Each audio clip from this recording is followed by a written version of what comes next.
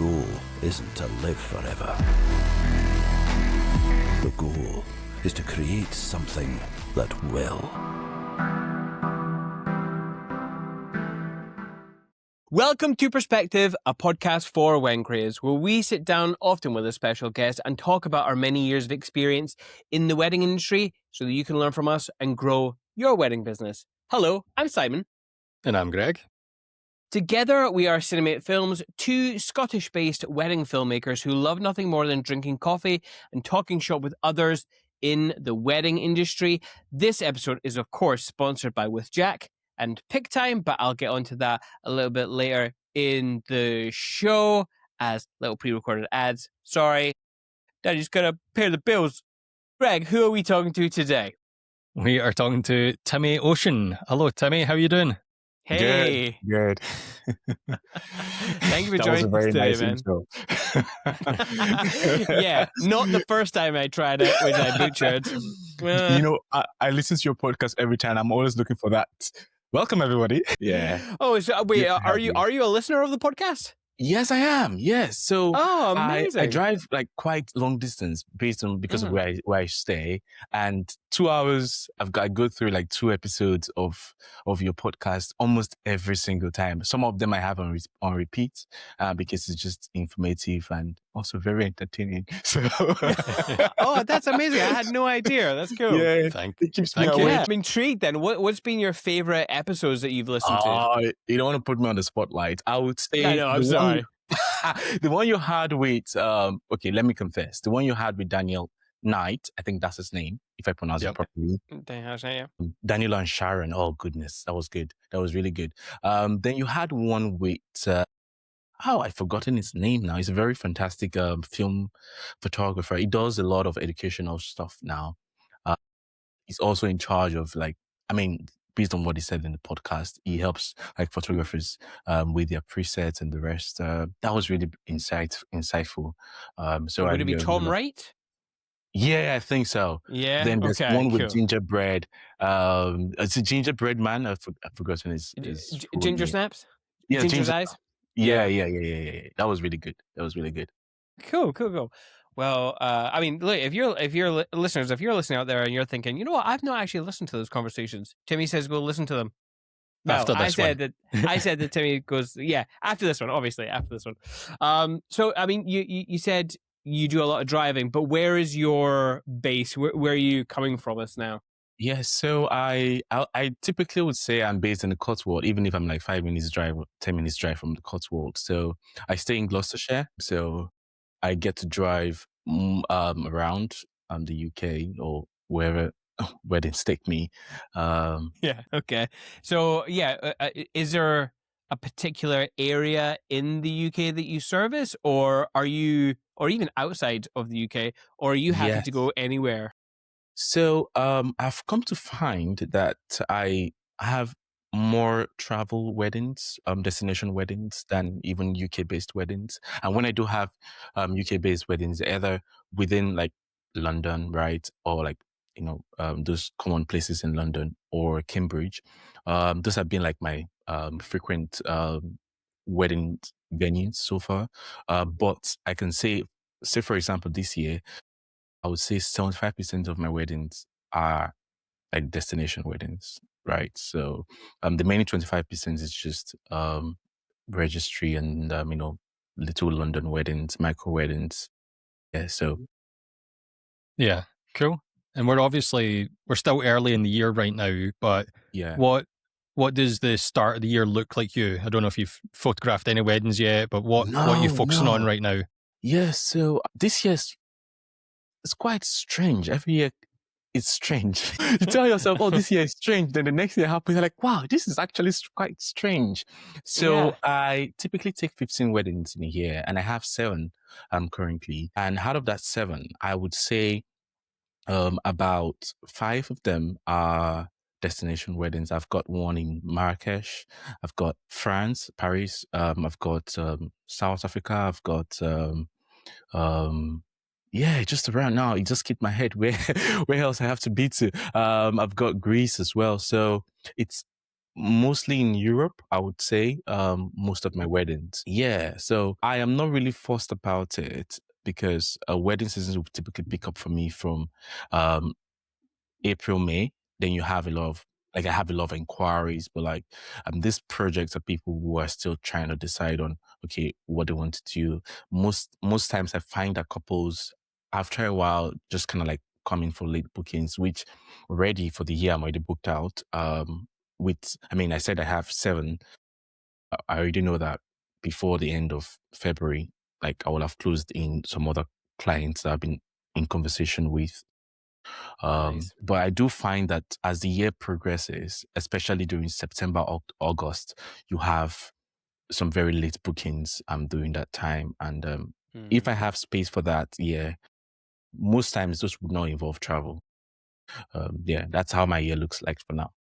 By the way, I think you hit the nail on the head when you said like last year was different, this year's different.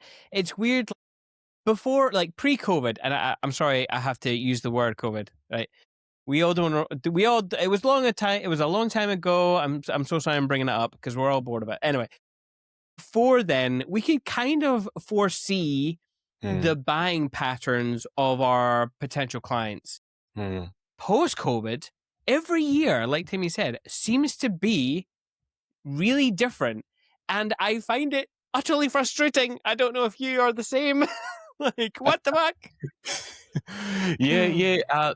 To be fair, it's very funny because you see that a lot changes with time, especially after COVID. I mean, we don't want to go into that conversation, but COVID taught us a lot of lessons. But I don't think we are very much prepared to what post-COVID would bring, in the sense of we've seen a lot of changes from, forgive me to say this, the war in Ukraine. And like there's just been a lot of change in the economy of things, basically. So you have couples who at first were scared to spend big, do luxury weddings after COVID because they didn't know what was going to happen.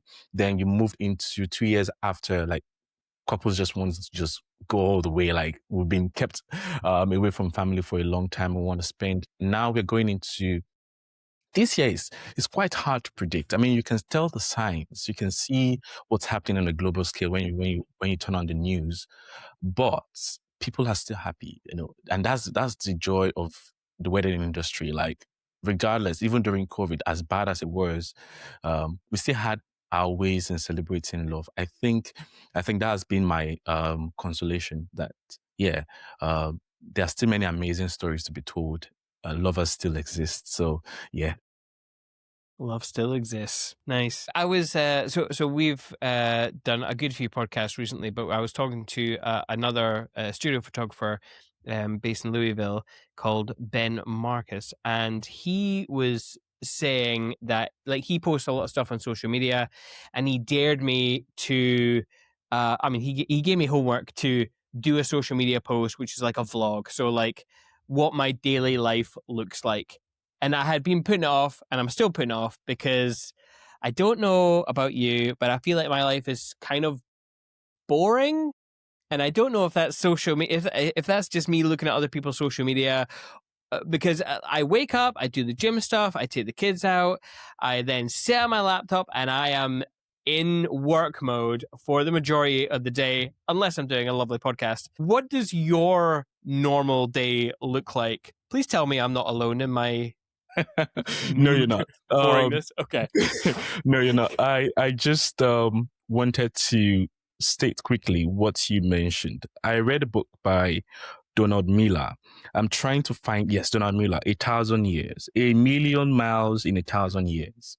And he spoke about what you just said, boring life. We tend to think about our lives as pretty boring. Like, we're not the star, we're not superstars. Like, there's nothing grand. Like, you asked me about my day, literally nothing is happening other than meetings. But you find that storytellers are able to pull things out from the boring thing and just make it really what it is. Because maybe because we're so used to going through the routine, we think, okay, yes, our life is boring. So let me backtrack to your question, if I get it correctly, is I look at my life and I want to share, like, like you mentioned also, the, like, day in the life. And you see some people have like very, very lovely flow, but mine is pretty, very basic. But what I've found is when I share just a little snippet of this, it actually encourages someone,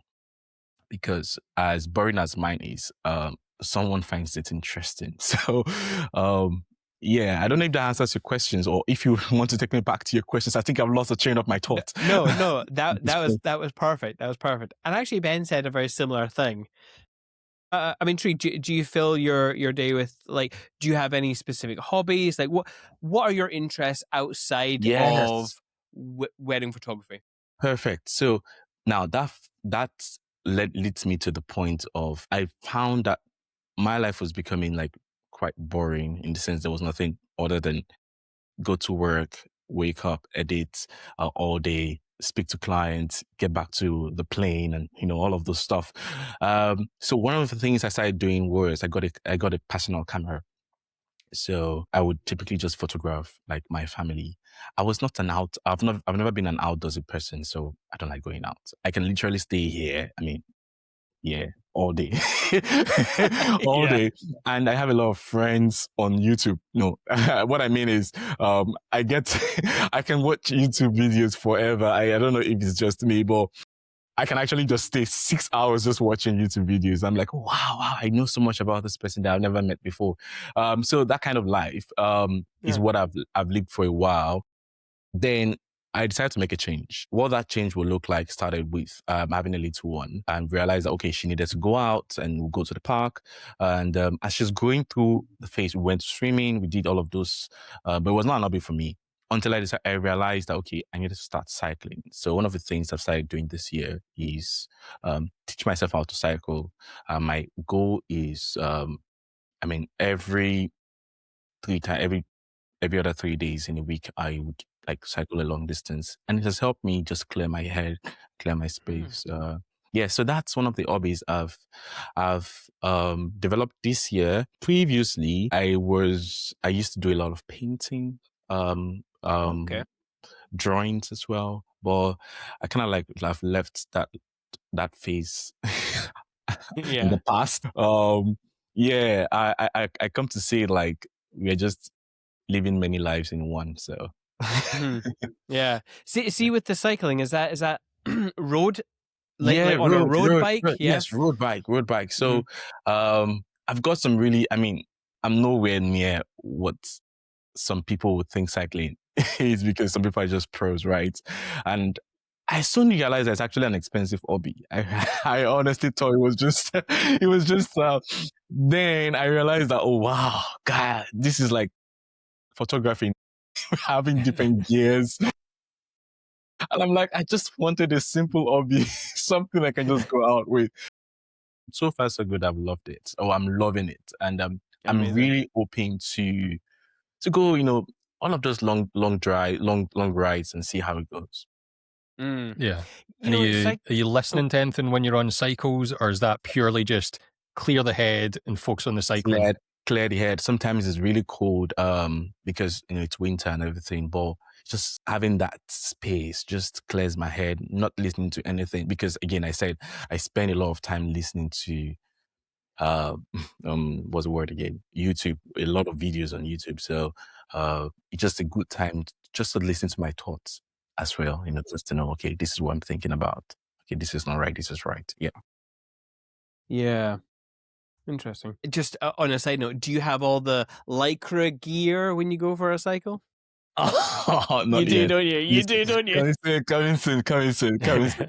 I've got the basic to keep me safe, but very soon, very, very soon. Yeah. Amazing.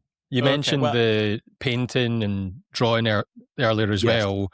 Yeah. Is that what inspired your love for photography? Or like tell us where that love for photography came from? Yes. Photography was never really a thing for me. In fact, I didn't know that it was actually a job description. Honestly felt like growing up. We definitely had photographers capturing. So I'm Nigerian, and a different culture from where I'm currently, in the UK. And we are very big on landmarks, like celebrations and everything. So you would have like photographers just come in and take pictures. But growing up, I didn't think that was like a career path. I just felt like, people did certain things. I didn't even know it was even a job, to be honest. But in school, when I was in uni, I started developing the passion that, growing up, I loved drawing. I love like painting and the rest. So when I was in uni, I studied mechanical engineering, which also involves drawing, right? But technical drawing, this bit. I soon find that my passions were changing. And that's why I said I live many lives in one, right? Just realized that what I thought I was going to be, no, it didn't end up panning out that way. And that was okay. That was fine. So I found it fascinating just to look at the skies and just take pictures. And it was in school I developed that passion. And shortly afterwards, I got my first camera. It's just been a door I stepped into that's led into many other doors in it. Cool.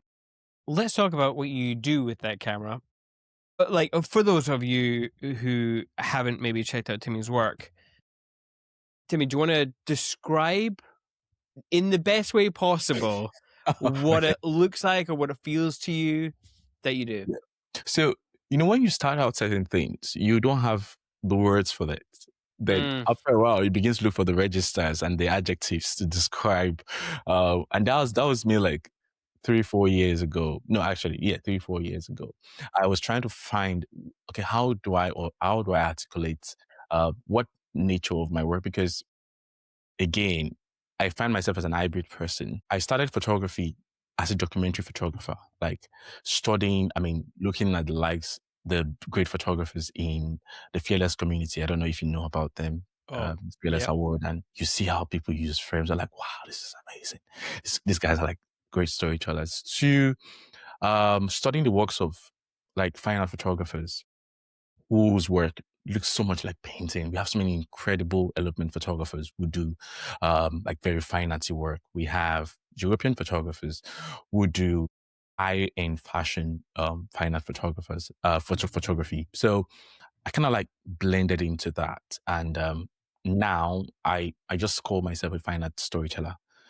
Basically just a blend of documentary and fine art in itself. Mhm. Why fine art? Because I kind of like have things played out in my head before I click, and I want to see that captured, right? And then there's Mhm. also a part of me that I step aside and just document what I witness and how I feel like, okay, I can tell this story slightly better.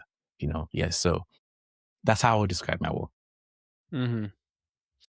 When I was checking out your website, you use words like love, intimacy, I think was one of them. I Yes. love anytime I see the word tapestry, I'm like, yes, because I love that word for some reason. You also described yourself as a third wheel, which I thought was kind of intriguing. Yeah. Mainly because when people talk about a third wheel, it's like in a negative sense. But Yeah. then, yeah, so it was interesting. What, like, the way you see the world and the languages that you've used on your website, like, where did that come from? Yeah. So I think it comes from observing people. And again, I come to see my job or as a wedding photographer as a service to people. By this, I don't just mean, oh, I'm providing a service, pay me. No, no, no. I'm thinking about it even in a more grand place. Like, if you don't pay me, I'm actually serving you. Like, I want the best for you. So I think that's where the idea of like being a third wheel. I speak to my couples and I tell them, I say, I want to be your best friend on that day, even if you have like best friends around you, Mhm. because at the end of the day, your photos will reflect you. Because I'm a very keen observer, I tell truths with my photos. I tell, how it is with, like an artist with a pen or a paintbrush, right? For me, I'm doing that with my camera. So I'm telling you, the pictures I capture is telling the truth of your relationship. And sometimes we don't see it, but you realize that the years gone past, you were like, oh wow, this is how it felt that day. So that's on one hand.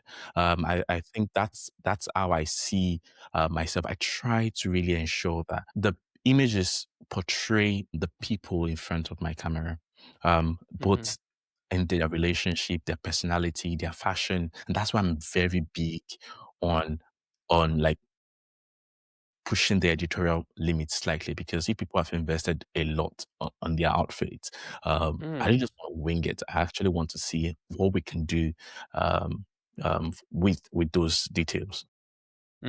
Pushing the limits. That was an interesting choice of words. What do you mean by that? Just out of curiosity. Yeah. So you think about it, like I could as well just be a documentary photographer and just take pictures of what comes to me. But then I'm seeing this light interact in this space in such like very beautiful way, and I'm like, do you mind? And you're like, yeah, absolutely. I trust you. Let's go. Let's go for it. And one story that intrigued me the most was I'd done this wedding in Barcelona, and couple of years ago. That was like 3 years now ago. And the bride happened to order a print and just had it in her house. And she had a visitor, and the visitor was like, "Wow, I like that painting." And she's like, "No, that's me on my wedding day." And the person was like, "Wow."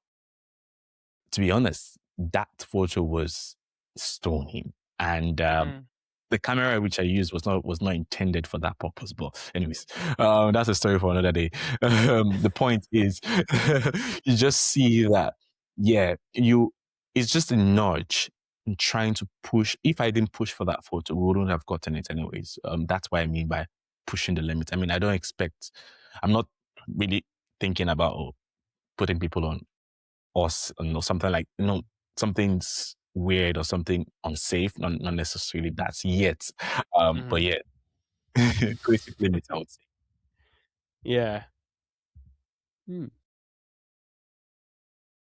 Greg, I'm giving you space to talk because I feel like every now and then I'm just like talking and talking and talking, and then I leave you a pause and you're drinking. Sorry. God damn it! Well, we're going to interrupt this podcast to bring you an advertisement for PickTime. Our buddies at PickTime, we love PickTime. If you want to elevate your business, PickTime's maybe the way to do it.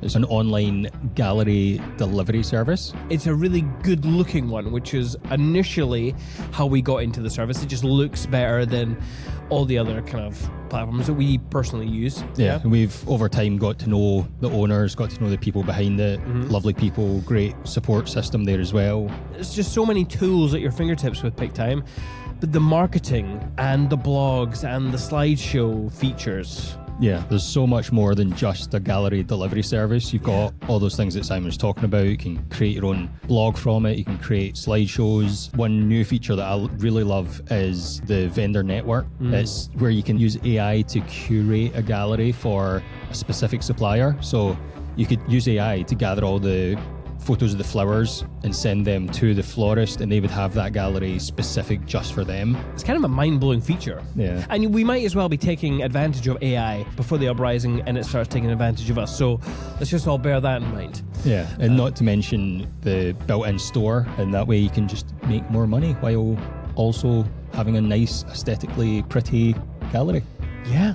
And if you want to sign up today, you can get a free month if you use Perspective at checkout. Yeah. So if you want to test it out for free for a month, go for it. Take your business to the next level with PickTime.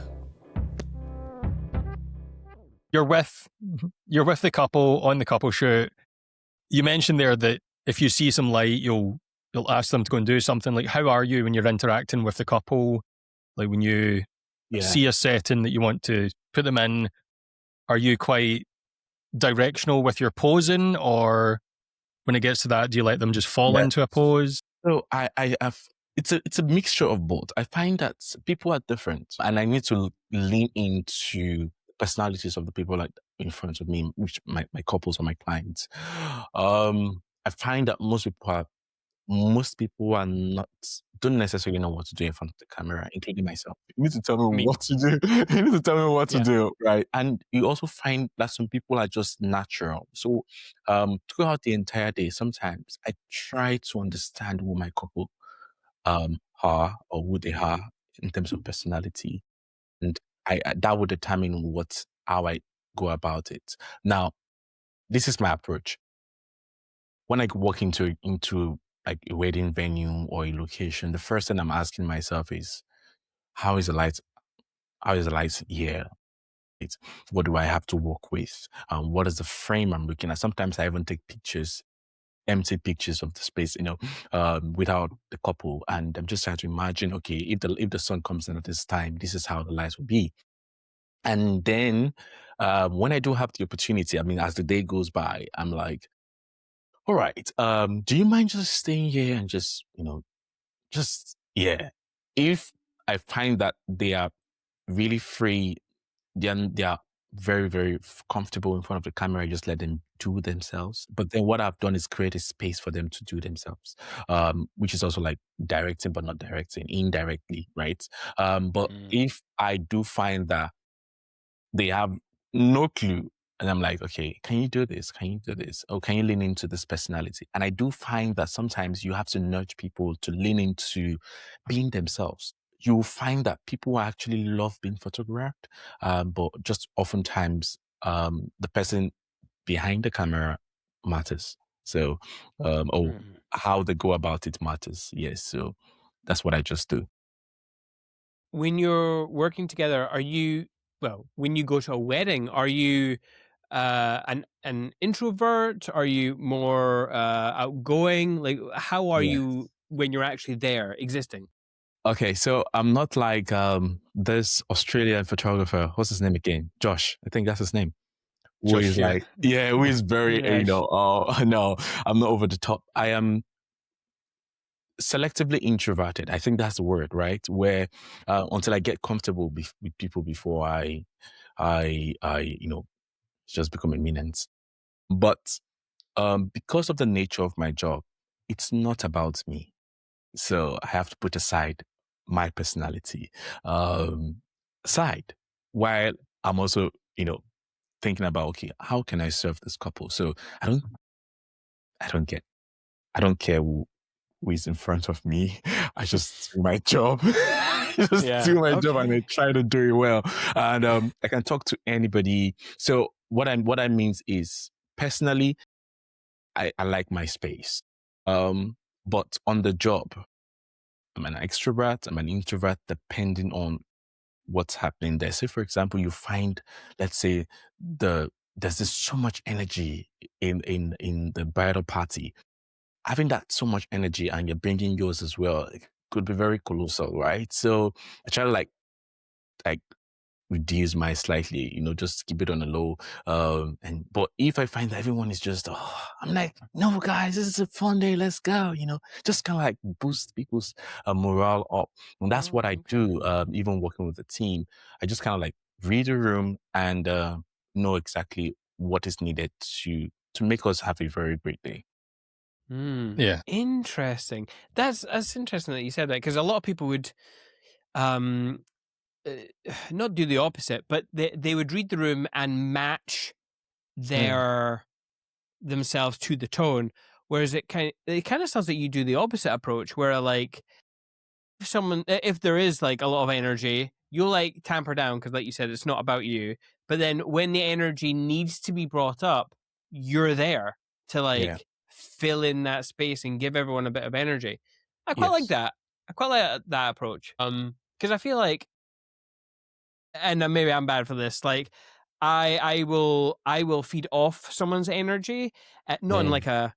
like a what is it, a psychic vampire? Not in that sort of way, but just like You um, suck up their I souls. I I, I will see the baseline and bring myself up so that we're kind of given the same energy, but it can at some points be, maybe not overwhelming is the wrong word, but like too much sometimes. And so, yeah, it's an interesting balancing out there. But yeah, that's interesting. Yeah. Is it just you on a wedding, or do you have a second shooter? Like, Yes. yeah. I knew that question was going to come up. And I think I'm kind of like ready to answer that question. I would say when I started out, I I just moved into the country and I was thinking about what would be the best model to approach. And I was like, you know what? Let me have like a second shooter. I did that for a while. It wasn't working for me because I felt like I was really new, and I wasn't getting what I wanted. The backstory is myself and my wife were actually photographers. We used to photograph together until she pursued other passions, and so I was left alone with all the second shooters.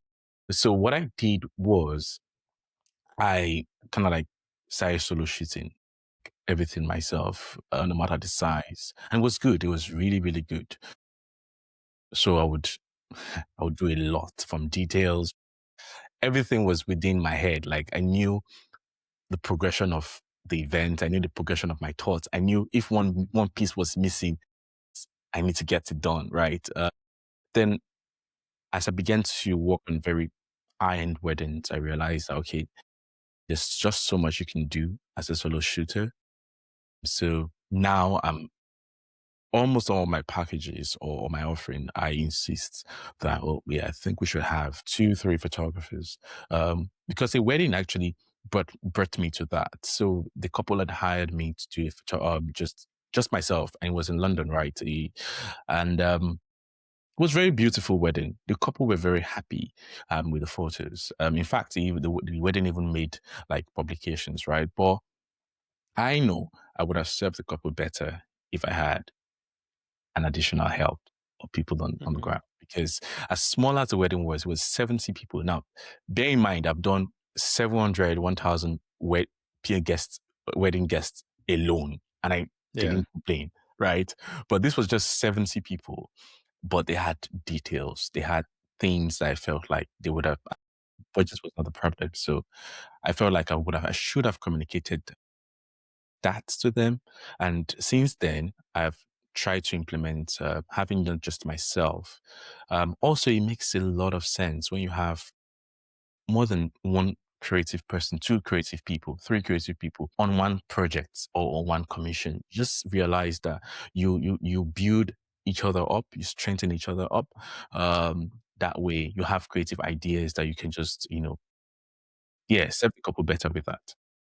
Yeah. Mm. So do you have like a team of people that Yes. you would call on for certain weddings? Yes. So what I've done now is to have people who are good in their own right as well, who are like colleagues in the industry that I know that even if I miss a shot, these guys are equally very solid to do Mhm. to do justice to what it is. So there are people who have very similar style as myself, and over the past 2 years now, I've been able to find people that I feel like if you call me for these particular projects, nah, I'm going with them.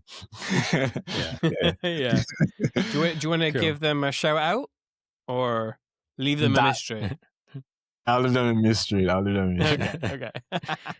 So what do you offer your couples? Like I know every wedding's different and it can be like Yeah, a big wedding in Barcelona or it can be yeah, a small city wedding, but what sort of packages do you have or what do yeah. you offer your couples? Okay, that's a very funny question because then you'd be like, how do I justify what I charge with just this? So, to start with, I have 10 hours on all of my packages. Sometimes I go ahead 12 hours on all of my packages. I would typically give. I know people say 100 photos is too much, but I would give 900 to like 1,005 photos to my clients. I offer pre-wedding events, pre-wedding to the event to my client, and everything starts at 4,500. I feel that that's been a very good range. Now I've had couples book. I mean, way more than that. With film, I offer film as well. I do a lot of film. I remember starting film photography and wondering. So I mean, no, this was not asked, but I remember starting film wondering, wow, this is actually such a beautiful medium of storytelling. Because I thought a lot of like fashion photographers would do like majorly films. And I just introduced that into my offering. Then I have I have also started. So I've realized that most of the destination weddings I've also had, you have couples reach out to me saying, "Oh, they want a video team. They want videos as well. They want me to be in charge of that." So I've also had that with like to the clients. What I just do is just match the couple with the cinematographer or the brand that I feel like tells the story. Yes. So Mm. That's it. Yeah, cool. Okay. I was gonna say, like, your starting price, 4,000. Like, Yeah. your portfolio is very good. Yeah. So yeah, I'm not surprised that couples are paying you more. But Mm. yeah, it's pretty good. Pretty good. Thank you. And we're going to be looking at that. Obviously, we've got the show and tell, so we will have a look Okay. at some of those images. I can't actually remember. Did I? I think I did it 2 days ago, but I actually can't remember the images of yours I've chosen. So I'm excited to see them. So you mentioned that you used to photograph with your wife, and Yes. I know that you also mentioned you're Nigerian. Did you Yeah. grow up there? Did you start Yes. photographing over there before moving to the Cotswolds? Yes. I did. It was brilliant. It was brilliant. Born in Nigeria, raised in Nigeria, schooled in Nigeria, then only moved after we got married. That was just after COVID. So you can imagine, I had built a very successful business in Nigeria, and it was like really doing a whole lot. Like it was doing so well. Then you had to start again. When we moved over here in the UK, that was just after COVID. The whole restriction was lifted up. Yeah, I started photography around 2017. Oh, that's when I bought my first camera, right? 2017, I did my brother's wedding. That was my first wedding ever. Cool. It was good because they were able to enjoy the process of being the first. I don't know if you know what that means, but they got stunning images from that. Um, I think everything changed for me during COVID.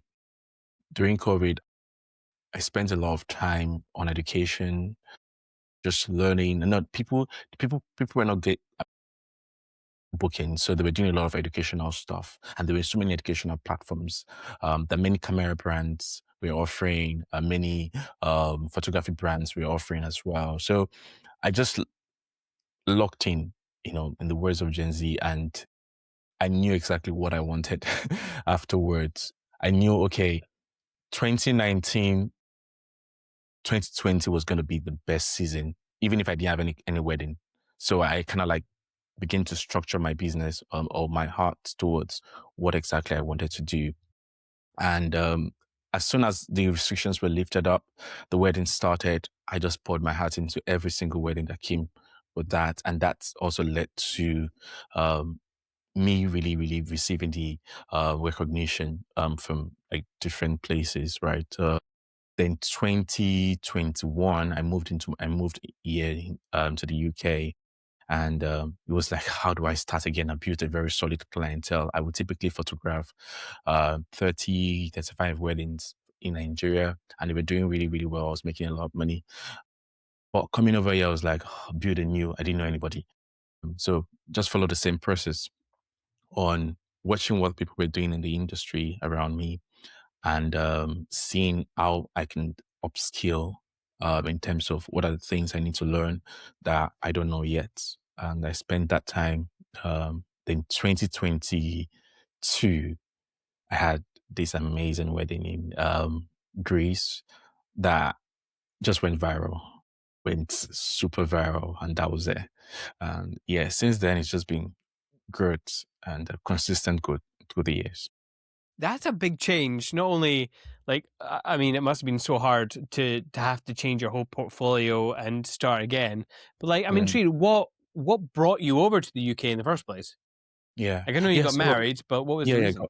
Yeah, so you know how people migrate, right? People migrate because of socio-economic advantages. I guess Mhm. that would be it. Because my wife happens to, I mean, this is personal, right? But she happens to work on a project that requires her to stay here, right? Okay. And that's why we're even in the Cotswold. People say, "Oh, when you move in, why are you in the Cotswold?" Trust me, it's not vacation. It was just because of the project. Like left to me, I'll be somewhere not in the Cotswold. But Yeah. I have since loved it here, or I do love it here. It's stunning. I don't see myself ever living in a big city anymore. Yes, so that was the reason why I removed. So I was never thinking business wise then because I was really comfortable. But for the sake of, okay, what's going to be the plan when you want to have kids and you want to raise them? What's going to be the plan? We're like, okay, let's make the decision. Then it was like, okay, what do you want to do? You need to, yeah, you need to work, right? Yeah. And yeah, so I was like, you know what? I'm going to start all over again. Take it from ground up. Your post, the post I feel like, okay, now this is not going to work. And live many lives in one. I think that's that's been the principle. Say, I mean, not entirely say bye to the whole life or say bye to the, what you previously doing, but like you can just change. You can, yeah, I think that was it. It was not as difficult as I thought it would be. But while I was doing it, it felt like, when is the breakthrough going to come? But it felt like, but you just see like every day had its own advantage, its own merit to it. And yeah, here we are. Yeah, that's so Yeah. cool. I'm intrigued, and if you don't want to talk about that, that's fine. But what was the project that your wife was working on, and Yeah, is she so still working on it? Like, yeah, she's a design engineer, so she does a lot um of design. Now, I'm not going to go into the details of it. We are both engineers, but sure, one yeah. apparently did not follow his passion or did not follow his career path, so knows nothing about it anymore. But she's a design engineer, so she does a lot of work with like substations, the national grid. Basically, our work involves getting power from like the grid into the consumer units, and everything stops from there. So basically, if you have a project, if you have an housing project, or I think she's responsible for many roadworks that goes on around. Oh no. So if you do find like, oh, there's a roadwork going up, she's most likely in charge of designing, laying the cables and following the standardization for all of those things. Yeah, so that's it. Awesome. That's cool. Yeah. Good for So you her. used the move to a new location as like a fresh start for the business. Yes. What was the biggest thing that you changed that like had an impact on your work? Yeah, I would say first was mindset. Anything to change your mindset is that's the biggest thing. You can change everything else. You can be a very solid photographer, but your mindset matters. And I read a lot of books. Then I went for a lot of or like courses, all those seminars, webinars, and the rest. And everything was. It's very hard for you to. It's photography is an art. You can learn certain skills, how to hold a camera, but eventually, you're the one that will produce the results that is in you, right? So, but once you can have your mindset change towards your approach, I think that was the biggest. Yeah, that was the biggest investment I made. My mindset just changed everything. How I saw the world, how I saw business, how I still see the world, and how I still see is constantly changing. I hope for the best, though. Yeah.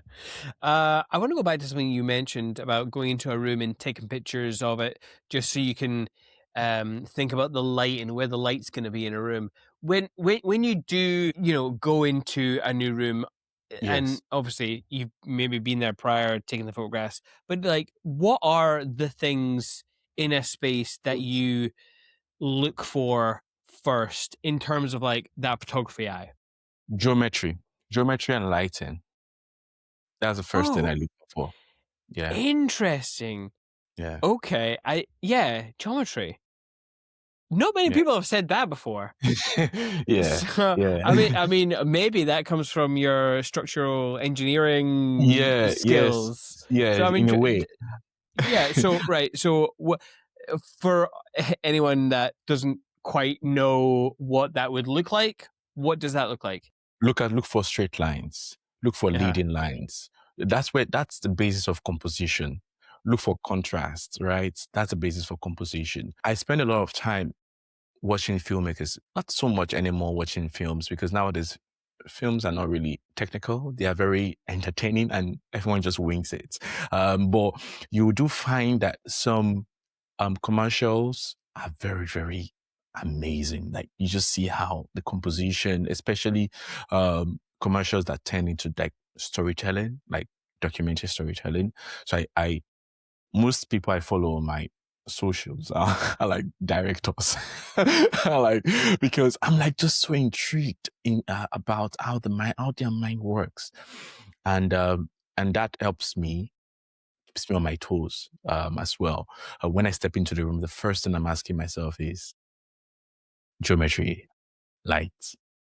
Now the light might be wrong. I can always introduce artificial lighting, but are the lines straight? Are there leading lines? What's my composition like? Yeah, those are the things I ask myself when I'm working. Yeah. What sort of artificial light would you introduce? Would it be a flash, or is it a Yeah. constant light? So the backstory is I started photography in the studio, in my home studio, teaching myself how to use artificial light, like just, I mean, strobes and just flashes and the rest. Most of my first time bookings, horrible photos, those were done with flash, right? Then I moved on to weddings, and weddings you can't really control much, so you still had to use flash. Then you realize that, oh, videographers had their lights. And I'm like, oh God, can you turn off these lights, please? Then, no. Okay, no shade to anyone. That was like, they hold me. Then I was like, you know what? It's not worth fighting this battle. So I've learned, and this was like years ago, I've learned to use all types of lights, both video light. Now my go-to light, I can use my flash and you would think it's a continuous light, whereas it's actually a flashlight. Just before 2 years ago, this high-end direct flash was not a thing. Yeah. I remember then getting the mag mode system. If photographers will understand this, to soften light, I would gel the light and make sure that the light that falls on the skin is not cool, because typically it's always cool. So we gel the light to make it warm and make it seem like it's just a natural light from oh sorry, just like the ambient light from the scene, right? But yeah, just go through with the changes with trends and but right now I use all forms of lights. I use any light available, either it's continuous light, it's flashlight, or it's the sunlight. Yeah, I'm quite versatile on those. Are you using light in a purely practical sense to create nice looking images, or are you using in a way that maybe would enhance the emotional element of an image? Yeah, so I do find that it'll be difficult to kind of like freeze an emotional moment if I begin to use like my flash, because kind of like, I mean, that's what I notice. I read the room a lot. So say for example, they're going to an emotional moment. I know that I have to use like natural lights to capture this. Uh, if they're very happy, I know that, okay, yeah, I can actually use a flashlight to elevate that emotion or to project that feeling, because that's what we do as photographers. We are elevating what is in front of us, right? So it's on a case by case scenario, depending on what. But if I were to have, let's say, portrait of like the couple, yeah, it all depends on the space I find myself in. I can sometimes I love. There's this particular picture where it was pitch dark, really really dark, and typically you want to light like the face. So there's this principle I learned. There's a light up spaces, not faces. I Light mean, ups.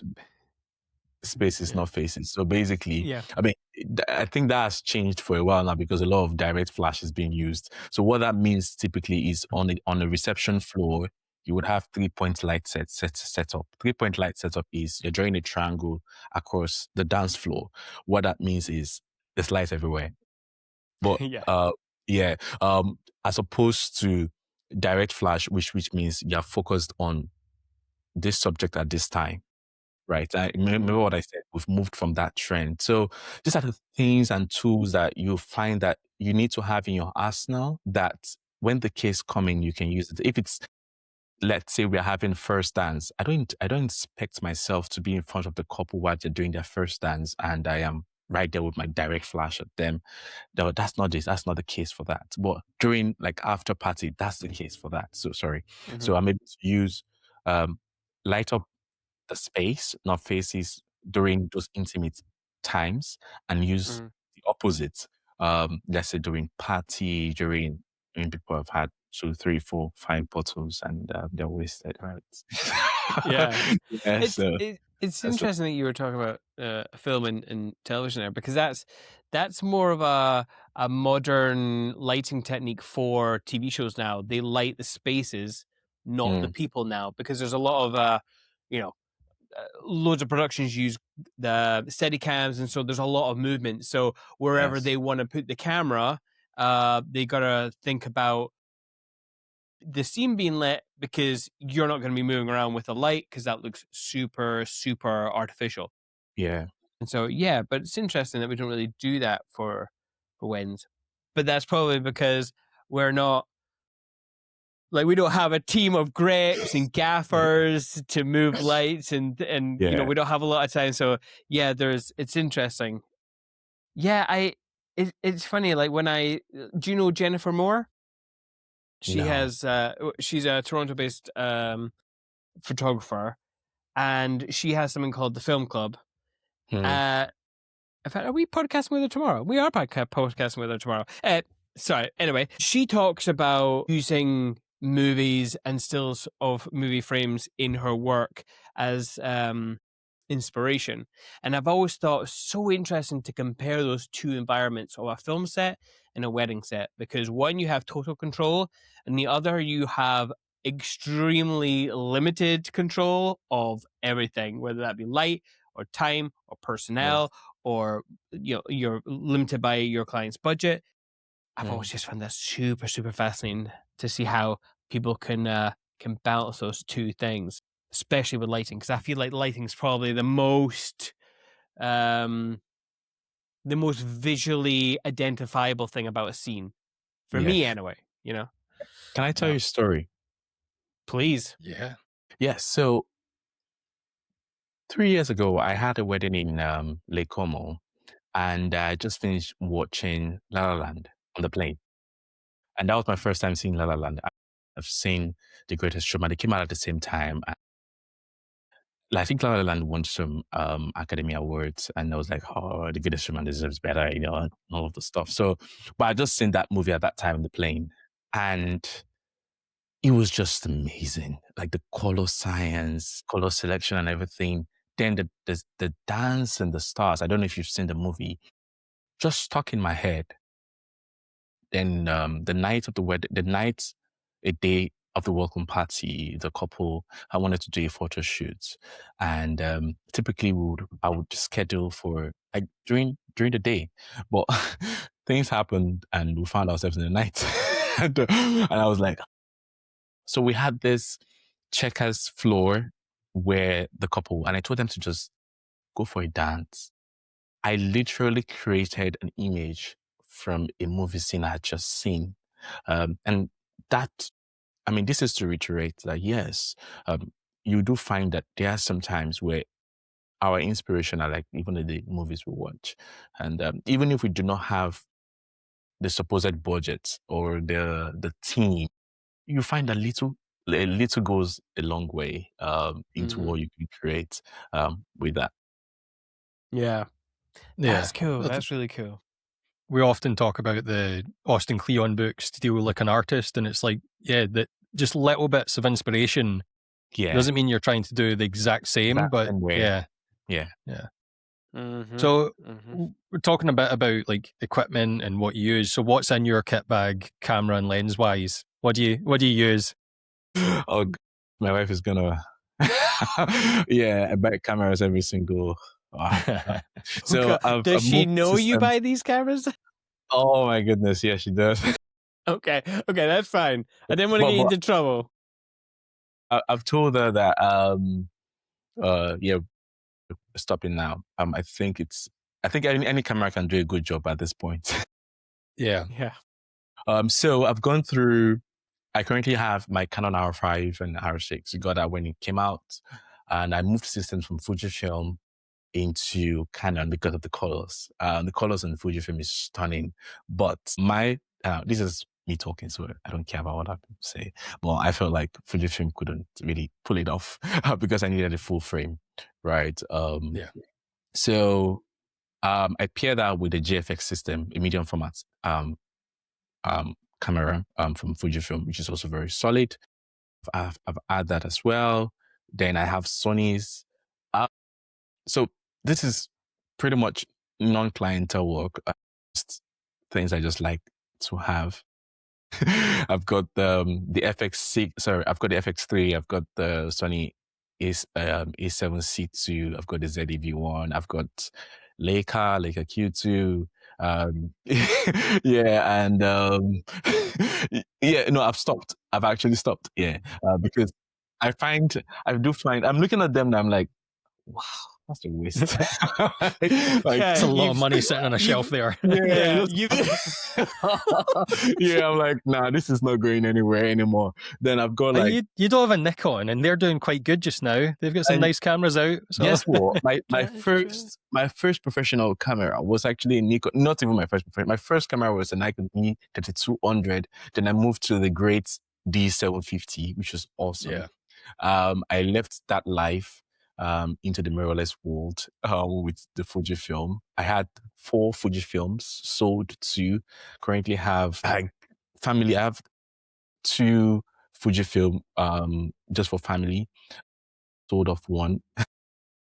Yeah, I've got quite a hang on gears. Then I've got my journey into the film world. So I've got the Mamiya 645. I've got the Contax G1. I've got some Canon cheap film cameras. But all this to say, it does not matter. Use those. Yeah. So, Wait, so what? I mean, do you find it hard to pick a couple of bodies for a wedding, or do you yeah. have your wedding cameras? Okay, They're always the same. My go-to now is the Canon R5. I've decided that, okay, this would be my main body. Typically, I struggle. I'm like, oh, do I want to shoot medium format today? Or do I want to shoot Fujifilm colors? The colors are going to be awesome. I'm like, wow, look at this guy. He's awesome. I shot it with this, you know. But now I tell myself, no, we're going with the Canon R5 to start with. Then, am I doing film today? I have the Contax G2 on me. I've had some couple of like film cameras. I still have a Nikon AF something, forgotten the name now. But the flash doesn't pop up, so I just left it back. That because these are quite cheap, you know, £100, £200, you can get another one. But right now, my go-to camera is the Canon R5. I've been considering, and God help me, completely leaving Canon and going to Sony. But Oh my God. but because I wanted to get the A12, A1 and A13, I think. But I was like, this is not wise. So I'm stuck with Canon for now. I mean, if you like the colors of the Canon and Yeah. you're thinking about moving to Sony, I mean, yeah, okay. No, Yeah, I'm not thinking look. anymore because I mean, the only reason why I wanted to move was the autofocus. The autofocus Yeah. on the Sony is just brilliant. I'm currently using like an A7C2 for this, right? And I'm like, wow, they get it right every single time, you know? For my Canon, however, no doubt, it does really, really stunning. I shoot with film, so this is more than enough. I shoot with the GFX, which is very slow.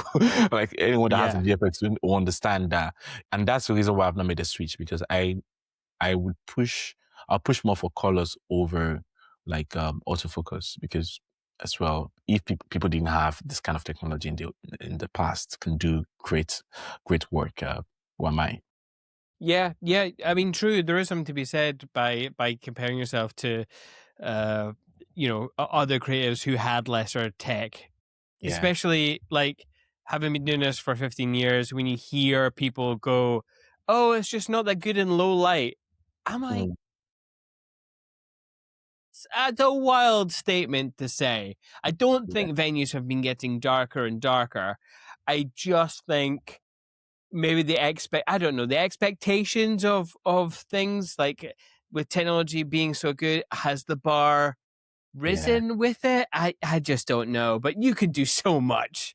I Yes. mean, Well, for goodness sake. Or you could just be trendy and have every one of your shots out of focus or blurred, and you'd still be cool. There you go. There's some life lessons there. Sorry, I'm losing my mind. Hey, I'm Ashley from With Jack. I'm one of the sponsors of the Perspective podcast. With Jack helps to keep photographers in business by supporting them financially and legally if they have problems with a client or they make a mistake in their work. We've all had that fear of our CF card or our hard drive failing and losing important photos. You can find out more at withjack.co.uk. Head over there and find out how we can help you be a confident creative. Okay, so I want to move away from tech because some might say it's kind of a boring thing, although I find it quite fun. I want to go back to that thing you said on your website about being a third wheel. And you already talked about that sort of relationship that you want to have with your clients. But how do you actually get to that point where they do see you as a friend on the day?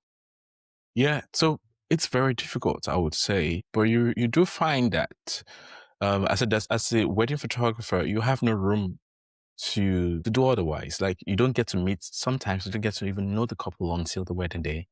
Especially when you're doing destinations, you don't get to know them. But it's the thing of I do my best before every wedding to ask certain questions for the couple. I send a questionnaire just to understand them, how they met, what their likes are, what their dislikes are, what is unique about them, those kind of questions, right? And I listen a lot on the day of the conversation, and that's one of the things I usually would tell my couples. I'm like, this is your wedding day. You know what? Leave anything aside and just focus on being the best day of your life because you spend quite a lot of money for you not to be happy. you know. So if anything at all, just be you on that day, and anything you need to facilitate that, I can or I'm willing to do that for you. So I listen a lot, and you realize that as a photographer, listening and observing is your key strength. Not trying to impose. Oh, I've taken a picture of this place. I think it's going to be lovely. What if they don't want it? Then what happens is on the first date you're meeting with these people, you're pushing them around. That I mean, the couples might feel, oh yeah, that's his creative process. But eventually, I've been in scenarios where I wanted a picture so bad because I knew this picture would be so good. But Yeah. then the couple were not just in the headspace for it. And I'm like, oh, you know what? Let's do something else, or let's do it later. Right. And also I have been in scenarios where I just know they just want to have fun. But I know they're going to come back to me and tell me that, Timmy, do we get a picture of this? And I'm like, I think you need this. So I'm able to read the room and know exactly when I just want to, be herself, and when she needs some form of encouragement for this. Primary example is I once photographed a bride, and she said her wedding day just went blur until she looked back at the photos. And she's like, oh, wow, this happened, this happened, this happened. So my role is to make those things happen. Mm-hmm. Mm-hmm. There's always like a touch of sadness when I hear those kind of stories because, yeah, like a wedding day does go by like a flash, Yeah. but to have no recollection of something Yeah. that you were a part of, I feel like is kind of sad to hear for me personally. And I suppose that's the importance of documenting weddings, and especially when you look at the state of the world today, you might think, well, what's the like why even bother doing this Yeah. in a world that is clearly falling apart, but it's still important. maybe even more so. But yeah, I get it. I Yeah. get it. Do you think? I think what Sorry, I was just going to say, I think what you were saying there about being able to listen to the couple and know when not to ask for a certain picture or Yeah. when to like just let them enjoy the day is one of the superpowers of like client relationship. Yeah. Because if you try and push them too far and be like, I want more for like us as photographers, it's just going to like sour the day a wee bit for them. And then they'll look at the photos and be like, yeah, remember we didn't get to go and talk to our friends because of that. So I think that's a superpower that photographers need to try and work on and have. You see that shot? You see it and just tell yourself, let it go. Let it go. Yeah, I really do wish that more photographers had that kind of foresight, I suppose, to not push their own agenda on weddings and just to listen to their couple and do the best by them. Because Greg and I have been at a wedding where photographers do that, and the energy that they take away from the day, it is fucking wild. So look, if you're a photographer out there, think about just how, like, what your effect on the day has, rather than just like you're there to capture this day and make cool images. That is a big part of your job, obviously. But yeah, there's ways to going around it that just add to the whole day in general instead of just, in a way, so many sad notes these days. Oh no. Oh no. Plus I'm a videographer, so I'm like, photographers do better. No, I don't want to come off that way. Sorry. Oh my god. Do you think this thing, like that kind of skill, can be like, is it something you can learn, or is it like, is there ways to help people who don't do your approach? Like, do you have any advice for them? Because I think it's a soft skill. Now, being a soft skill means it can be learned because it's a skill. It's a skill of letting yourself know it's not about you. And I think that's, so I get called up to this very stunning location. And before I even meet the couple, I already know what Instagram would like. Do you understand? I mean, you can't avoid that unless you're not being true to yourself. You've seen the location like, wow, I know I'm going to put my drone up and we're going to get this particular shot. And but when you get on the day, take all of that away and ask yourself, who is before me? How are they feeling? And I think that's something I feel like all vendors need to learn, that wedding day is not about you, unfortunately. There are no superstars. I said this in a video I posted once, the collaborative effort of everyone. I'm always, and couples ask me, do I have a problem working with a new person that I've never worked with? I'm like, no. Like, I've not met you before and I'm happy to work with you. So why should I have a problem with a vendor that I've not worked with before? I mean, it's good when you have like mates working together and like, oh wow, but that's the beauty about life, right? You get to experience the variety. You get to meet people from different places, right? And I would say everyone in the wedding business should learn that eventually it boils down to real people with real emotions and how you can serve them. I mean, protect yourself, but real people with real emotions and how you can serve them. My toxic trait is going to a wedding venue, thinking about social media, and then fully on, before I even think about it, just dinging it. And that's not a healthy mindset either, by the way, just so you know. Like, if there's a trend, I am running the other way, because I don't know. I don't know, something about trends I don't enjoy. And I'm not saying like if what I did eventually became a trend, I actually might end up running away from that as well. You know what I mean? So I don't know. I do always kind of admire people who are willing to dive into trends a wee bit. And now I'm thinking about it. I wonder if that's a fear thing. Do you think it's a fear thing, Greg? Because I can't actually do whatever it is that is trendy? so I don't even try. Oh no. I don't know. Anyway, Let's talk about like the recognition that your work's got, because yeah. in recent years you've had like top 20 photographers in the world, top 50. You've had Rising Star. How, when you get those sort of recognition and awards, how does that sit with you personally? Like, how does it feel? So I come from a place where I didn't recognize photography was even a job, to a place where someone thought it wise to pay me for a job. I'm like, oh, okay, I can be paid. Nice. Then go ahead. And someone is like, oh, I think you're good at what you're doing. I think it fills me with gratitude. I don't take anything slightly. Even being invited to talk, how else would we be talking today?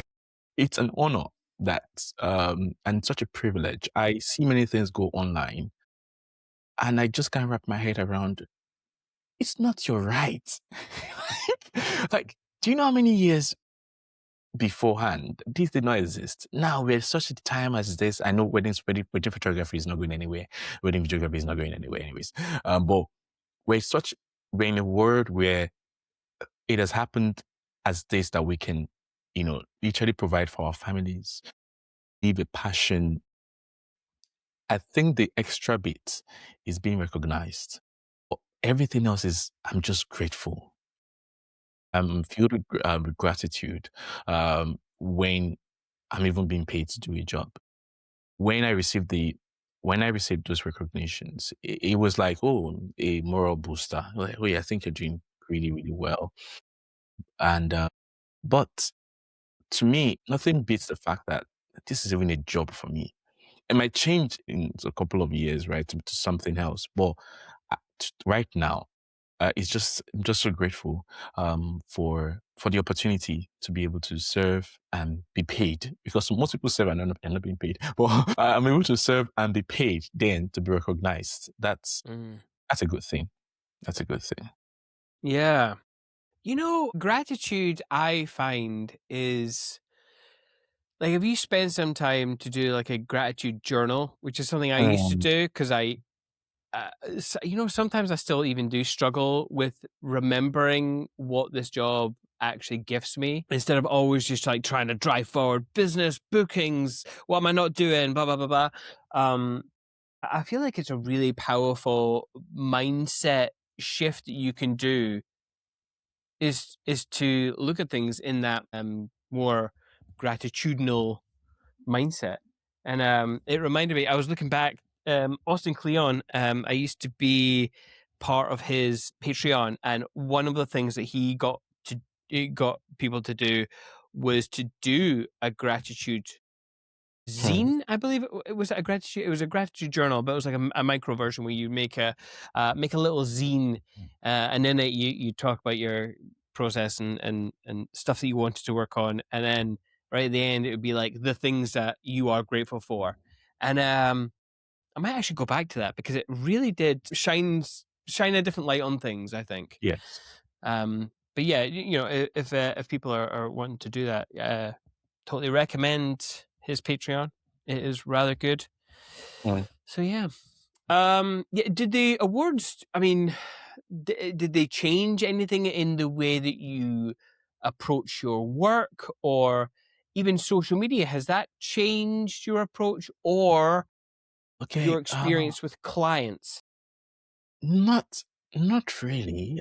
I would assume from the culture I come from, when people see you do well, they want to associate themselves with you, which is good. It's a good thing, but doesn't necessarily equate to money in the bank. But to whom much is given, much is expected. So coming from the previous statement I made as regards being grateful, I feel if you're being recognized, then you have a responsibility to, I mean, I find it like this. I mean, I read this book called The Artist Way, I think by Julia Cameron. Brilliant book. And you need to take out time to understand that you have this gift, right? And you need to use it well. Like, it's a gift, but then it comes with a responsibility. So ever since receiving like all of those, awards and the rest, I'm asking myself, I don't want to be yesterday. I want to be today and the future. I want to get better at what I do. So in small increments made every day is just like I really need to be better at what I do, but not in the sense that I want to win more awards. No, but more so like, okay, someone has recognized my hard work in the past. Why should I relent? Just keep working hard. And I didn't even expect any of those things, to be honest. But the question now is, if my hard work is being seen, it can only mean I should put in more hard work, not to be seen, but so I can have some form of fulfillment in the fact that I've actually used my gift well or to its full, right? Yeah. So that's my approach towards that, I would say. Yeah. So what's next for you? Because obviously, browsing through your website, there Yes. is an educational section, and when you click on it, it says "coming soon." In fact, before Yeah. you answer that, I just want to let you know there's another tab on your website that's more, but it doesn't link to anywhere. It's just Yeah. a broken link. So just to make you aware. Thank you, Simon. You pointed that out in the open. I'm sorry, I should have done that off air. But yeah, it's always a growing business. We're always improving. Yeah, And yeah. we're always So missing things. both And if you both are really, true. I can edit that out if you don't want me to. I'll edit that out. No, you can keep it. Both are true, actually. For the educational stuff in there, I tried it earlier. I've had people reach out to me several times wanting to learn. And I've not just found a system that works. And right now, I feel I'm in that space. And the reason why I said a system that works is because I've been doing so much by myself for the longest time. I talk to clients, have my meetings, go for weddings, schedule, shoot the wedding, edit, fly back, everything solo. And it wasn't going anywhere. So I didn't quite have time to be able to. I share some of the things I learned on my socials stories from time to time, answer questions when people ask me, engage in conversations. But I feel like at this point, it's time to teach what you know, so that you can inspire others. And that's one of the things I hope to do. A lot of people have been asking me, well, YouTube, because I do like this vlog thing about my like behind the scenes, which I do. I have like tons and tons of footages that I've never edited because I'm not a videographer. I'm looking into sharing more about my process. And as you would know, I personally feel you can inspire people to do better with their craft or with their creativity.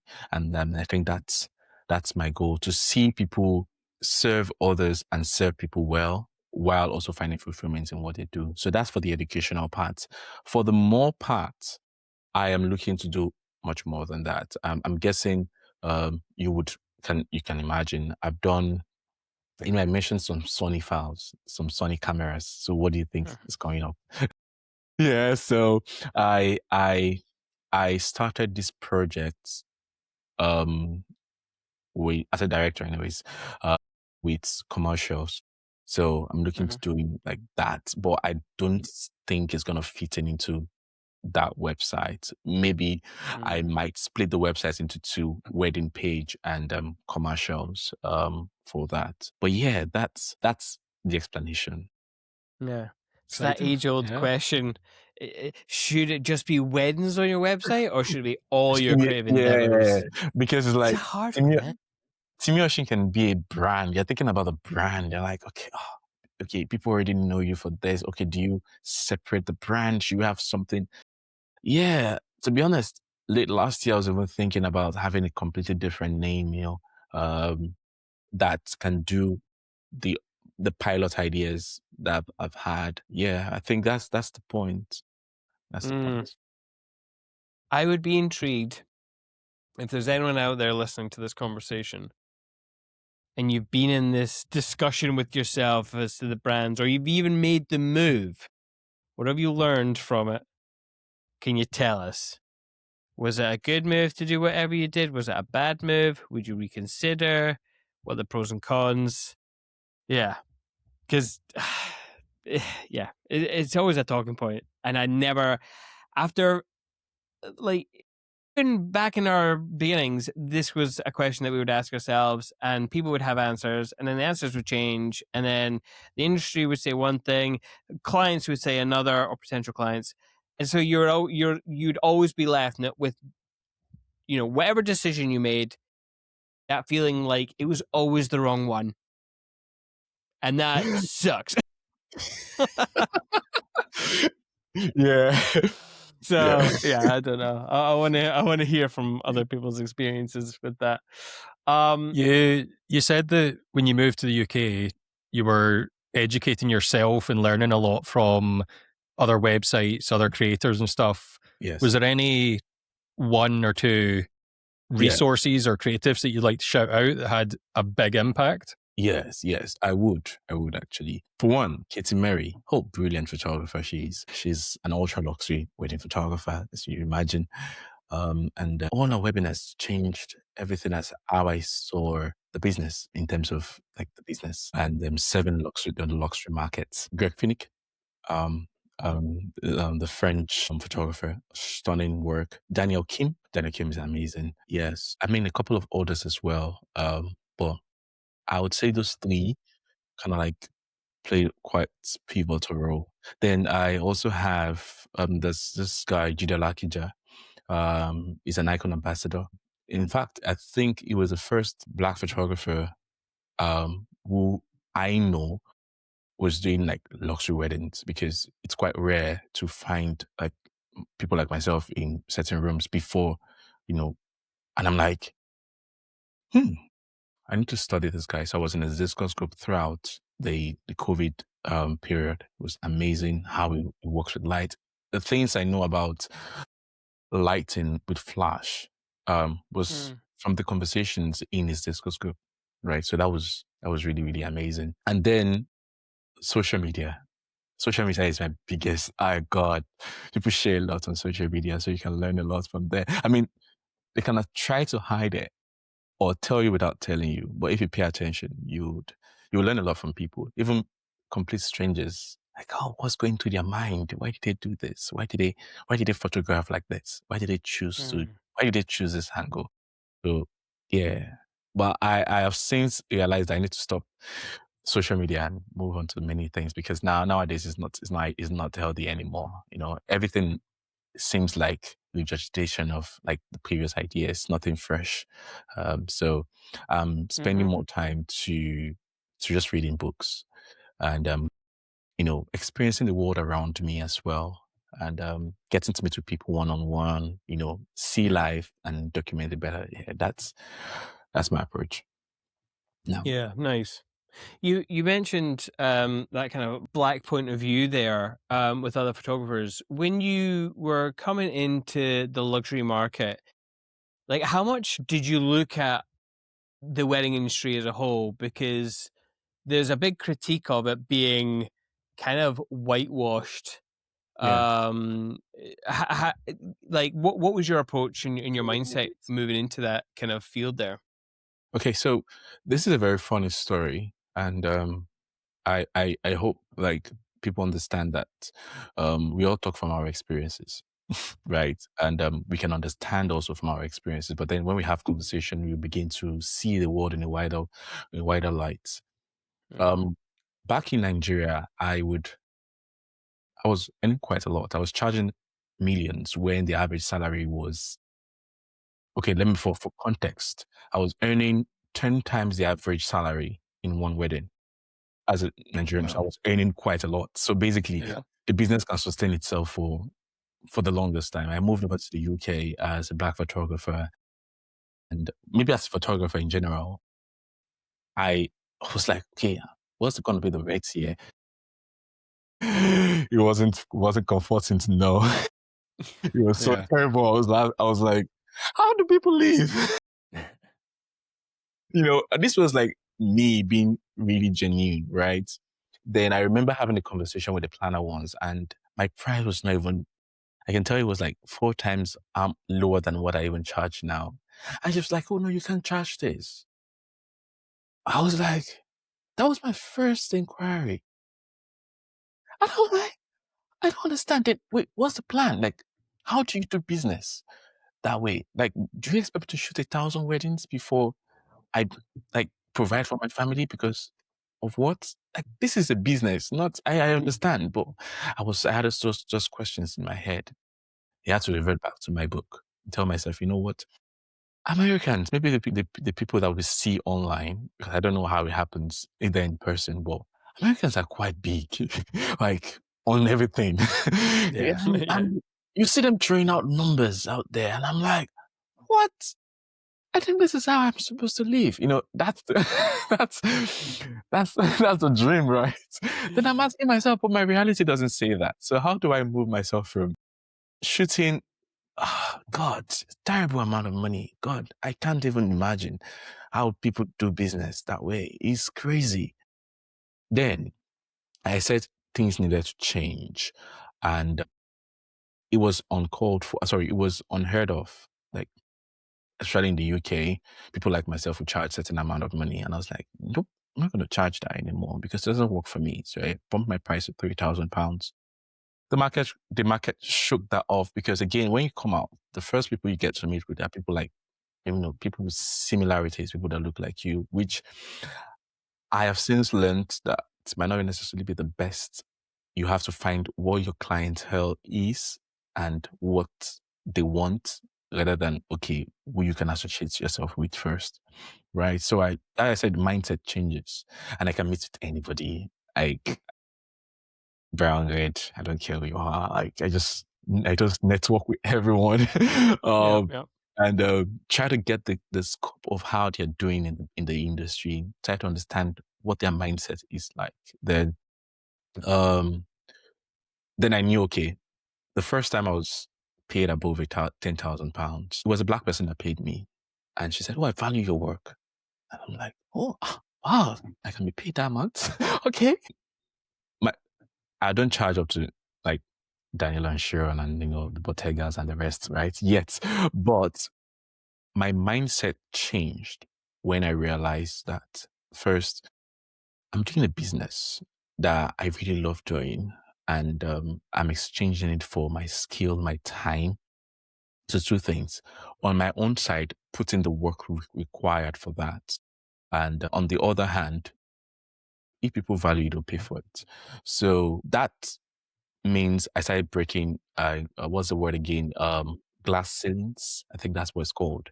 Those barriers, unspoken barriers that, no one talks about, but they actually exist. And I'm like, I can invoice you that amount because this is the cost of it. I'm not just trying to win something on a crumb because I'm trying to win a project and go in for exposure, which is good.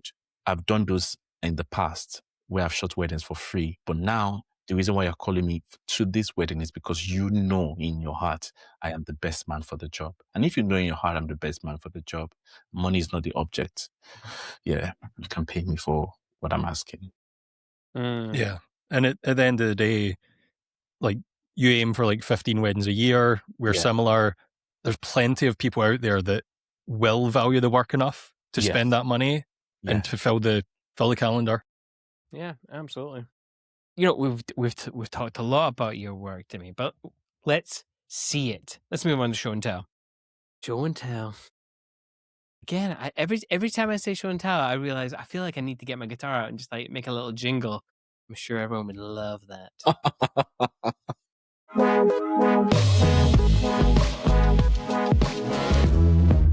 Right, let's see. Oh yeah, okay. So I do remember this image. So this first one, actually, this was the first image of yours I selected, and I thought, man, I feel like I'm gonna gravitate to a lot of black and whites of yours because they're fucking well nice.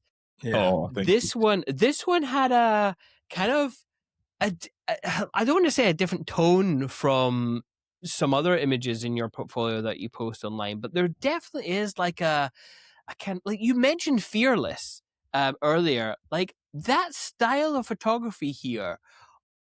It's more fearless than some of your other work, which I was totally intrigued about. but obviously on a compositional level, you know, all the lines of the chairs leading to this bride who's very much having a great time. It's just such a nice image to look at on a compositional level. It has a little bit of humor, which I really like, especially in luxury markets.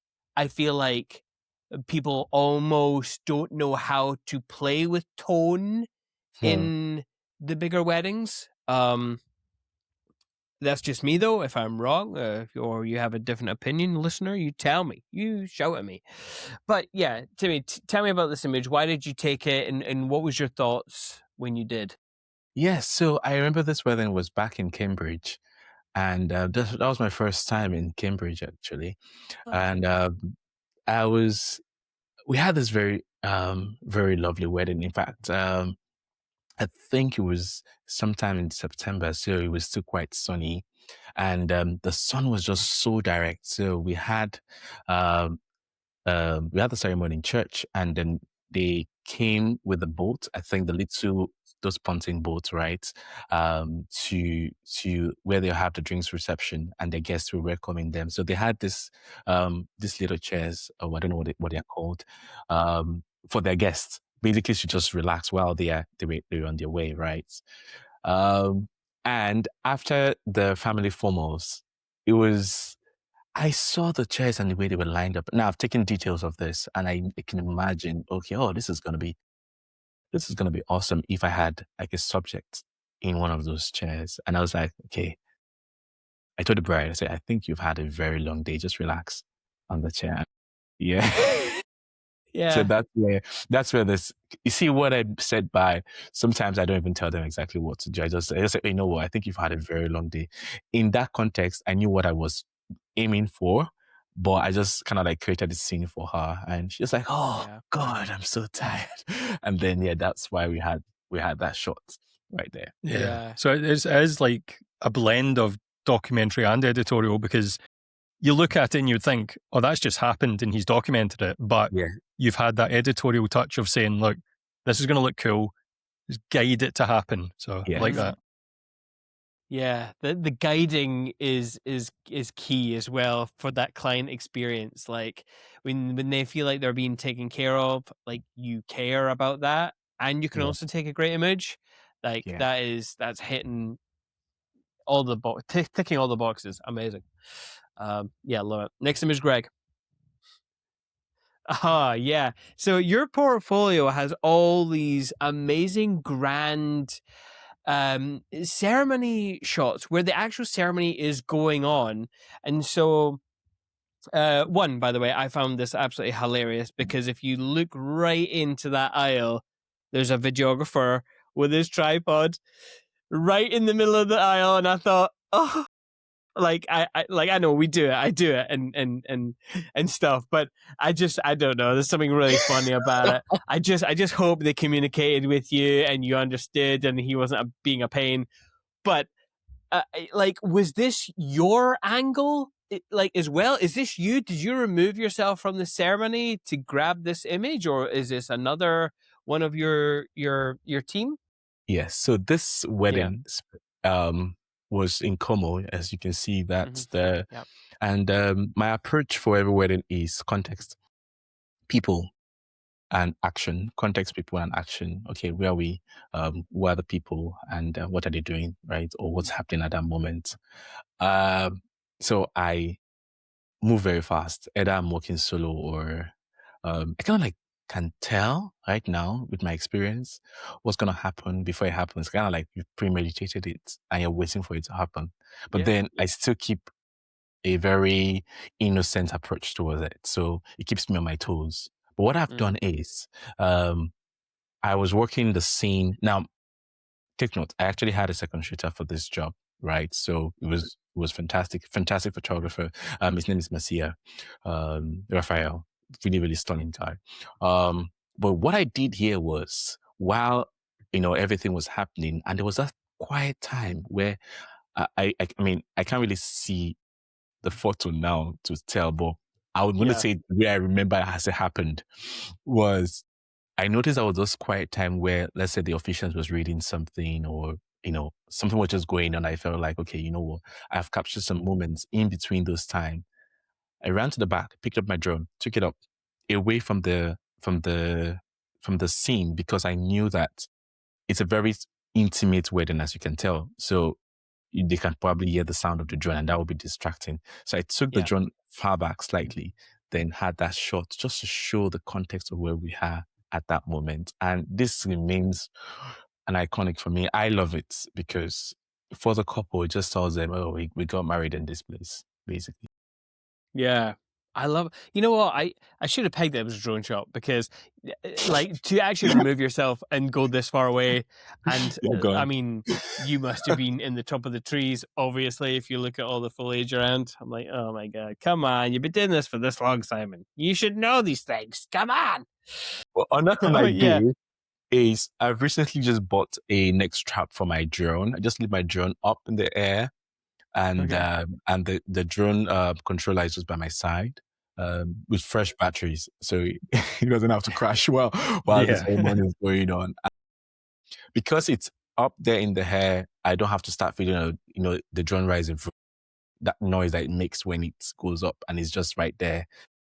When I find out, okay, this is the moment, you see that in some other shot, I believe. It's nice. And I like how you actually do focus on this, because um and like, I don't want to say that a drone is a piece of essential kit. It's not. It's just a tool that Hmm. offers another point of view.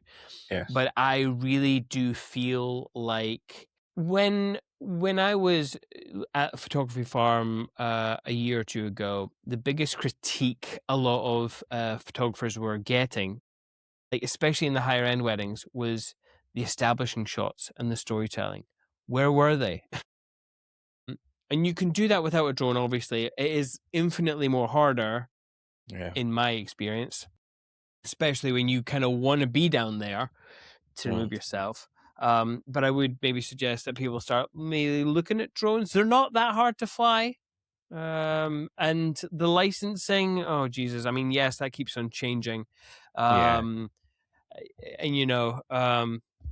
but something to look at if you were maybe on the fence. Maybe this is the year. If Yeah, I you could can direct imagine the couple. You can imagine the couple scrolling through the gallery, and most ceremony shots are at eye level. So Yeah. then, when they're scrolling through and they get hit with this, and they're just, whoa, like there's the context, as you say. Mm. Quite refreshing going through a gallery to see that. Yeah. Plus, the colors in general in this image are actually really nice. The Oh, thank you. color grade is very well done. I like the greens and the blues. Very nice. Next image, Gregory. Ah, man. This, I would love to see this printed large. Fuck. The tones, the calmness. You've really leaned into that, the darkness, but obviously whatever the light is that's coming right on her face is absolutely amazing. Um, is that an artificial light? Yes, it is. Okay. And is this in a studio, or is it like what's No. like So, for okay. context, this was a wedding we had at Hilton, the Hilton Metropole in London. I think it's in Melbourne, and we had this very small room.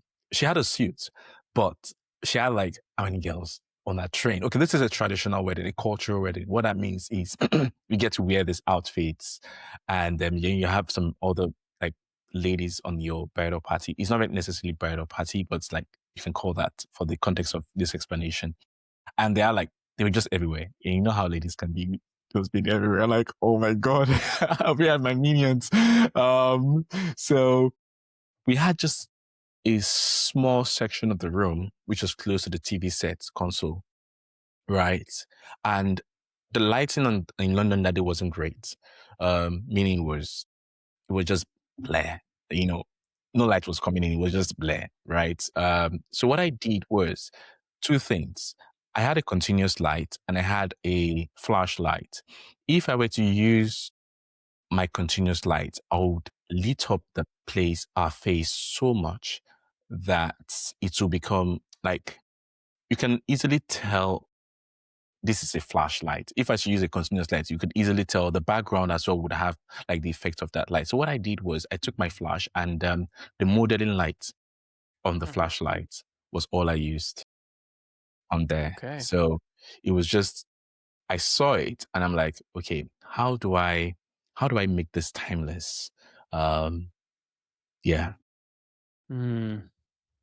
It's a really nice image. I really like how it makes me feel like calm, and she's clearly a strong Black woman just at peace with herself. I just think it's stunning. So, yeah. Do you ever have a look at what photographs your clients do print out large? Sometimes they're kind enough to even share me their like memory wall. And I'm like, cool. oh God, I wish I could hang this in my house. Yes. But Yeah. I can't, unfortunately. Because, yeah, there's so many takeaways. I'm like, oh, this would look good in a wall, but it's not mine.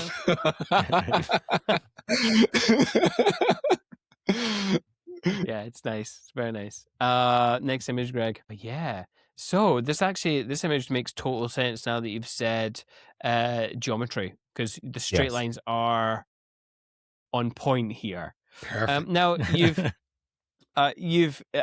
the things that I actually like about this image is the movement, so it's more of more of a feeling with this image that you get, because the bride here is blurred, walking sideways. That angle often, when you speak to other photographers, is not an angle that they appreciate too often, just full on side angle. But you've got the greens of this plant mixed with the tones of the wall and the art in the background. And obviously the motion that this bride is creating. What was going through your head when you thought to create this image? Yeah, so I would say this is an artistic expression of how I imagine a wedding day looks like. Let me put context to this. This is actually a style shoot. Okay. Yeah, so it's not a typical wedding, but the concept comes from the fact that remember this shoot. I mean, a lot happens during the wedding day, and the bride is 90% the reason why we're there, right? Yeah. And then I just felt like, oh, I can express how she moves through the motions by asking her to, I'm not sure many stylists will like, or maybe the makeup artist or the AF person will appreciate this photo, but because it doesn't show. But for me, I'm like, this is an essence of what a wedding day looks like. The bride on the move, or she's just going through the motion in time. And I intentionally kept the cake right there, just to remind us that, okay, she's not just like, it's not just the purchase of the bride, but like, yeah, it's actually like she's supposed to be getting married. And Yeah. she's just going through the motion of it. I've implemented this same idea in another wedding that I had in Mallorca, where I had the bride's dress just hung right there. Then I have her walk across with her shoes on. And when I look at and I took that picture through the door, almost like I was spying on her, right? And the feeling it gives me is she's just going through, just trying to get ready. And that's how I use, blur, not like it's faulty, but like there's an intentional use to tell a story. I mean, from my perspective, though. Yeah, definitely get that intentionality. And I hope the cake maker has got this on the website, because Yes. it's a perfect photo for the cake maker. Like, It is, actually. Yeah, it is. yeah. No, I was going to say, because this, much like your drone shot image, where there's a few of that style of image throughout your whole portfolio, you have, like you mentioned, you did do this at an actual wedding. It just happens that this was the styled shoot. This is the first one I saw, so I just thought I'm going to go with this one. But yeah, lovely use of motion. And it's the stillness, the geometry and the simplicity of everything offers the calm and then with Yes. the bride moving, it's Yes. I can understand that storytelling aspect of it, which is really nice. Should I mention that when I started photography, I wanted to go into weddings. I didn't quite look at wedding photographers. I studied architectural photography. Okay. I was very intrigued on how people shot spaces without anyone, and they look good. Yeah. Till now, I'm still intrigued by architecture. I mean, nowadays they don't do so much of that because people just do rendering on like softwares and the rest. But I mean, some years back, it was such a thing, and I would typically just find myself in any store just looking through decor, and I'm not looking because I want to buy anything, but but I'm just imagining, okay, how are they able to sell me the idea that I need this in my house without anyone? Yeah, those are the kind of influences I've had. Um, um, yeah, I do hope the renaissance happening right now in Europe, where you have like tilted Russian angles and Dutch angles, sorry, that's what it's called. Do not get in my way. But yeah, that's been my that's been my approach. Yeah. You stay strong and avoid that trend. That's right. I was going to say that is a trend that could potentially affect your work. Don't let it, Timmy. Don't let it. Stay strong. By the way, do you ever struggle with straight lines? Like, because we Yes. haven't really spoken about your lens choices throughout the day. So I suppose Okay. since we're on the topic, what are the lenses that you're using, and do you So struggle with the straight lines? yes, I'm primarily on primes, like primes all the way. 20, now I've got 16, 24, 28, 35, 50, 85. For a whole year, I shot on 50. For a Okay. whole year, I shot on 50. But I bought the 28 to 70 f2. Oh my goodness. I realized I was losing my mind. And yeah, I was just very lazy. Not okay, context, not lazy, but I just found I was not getting my straight lines anymore. Let's put it that way, Right. because I was just you know. But that lens is such a beautiful lens.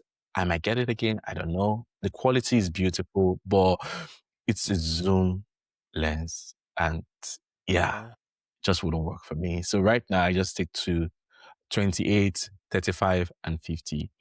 I'm trying to do less of 85 because it gets me away from the story, because I'm trying to really just capture, but so I really want to be part of the story without interfering in the story. So 28, 35, my go-to, and 50 max. You know what? I'm just going to say this right here. And I've said it before with my experience with the 85. But I fucking hate the 85. It's like telephoto, but not really. It's just not, it sits in that awkward ground where I don't know what to do with it. Listeners, please, again, I want to hear your experience with this lens. I know, now I understand, I am a videographer at heart. So maybe if I did more portrait shots, that focal length would work. But when it's on landscape, it's just a bugger of a focal. I just don't know. So tell me, am I missing something? Please, someone fill me in. I fucking hate that lens. Right, anger mode off. Sorry. Right, next image, Greg. Next image. This is the last one, I think. Finishing off on this. Geometry. Ooh. This was absolutely my favorite image. My God, the lines, the shapes, the tones, obviously the black and white, delicious. Oh my God, just the softness of the gradients and the tones of the black. So good, man. So good. Thank you. Tell me about this image. Did you see it before you took it? Yeah, what was tell me everything about it. This was in Marrakesh. I'm going to pronounce it wrong. I always do. Bar. Anyways, the venue is very stunning. Okay. But I mean, for context, this is how I always remember the venue.